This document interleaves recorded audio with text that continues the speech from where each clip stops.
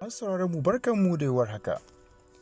A wannan rana ne Ministan Sadarwa, Dr. Aliyu Isa Pantami, ya yi wani tsokaci wanda 'yan Najeriya suke ganin cewar abu ne mai kamar wuya, wai gurguwa da auren nesa. Ministan Sadarwa na Najeriya, Dr. Aliyu Isa Pantami, ya ce a Najeriya ana ƙera wayoyin sadarwa na zamani. Me za ku ce da wannan al'amari? Shin wanne kamfani ne yake ƙera wayar sadarwa a cikin Najeriya? Mafi yawancin 'yan Najeriya suna so su san wannan kamfani da kuma wayar da yake ƙerawa domin a san shi, a san kuma nagartar wayar da yake ƙerawa. To Allah ya samu dace. Muna buƙatar ka danna mana subscribe a wannan channel tamu mai albarka. Idan kuma ka yi subscribing tun a baya, muna so ka yi like, ka yi sharing bidiyon mu domin mu samu ƙwarin gwiwar tura maka muhimman bidiyo da suka danganci irin wannan al'amari.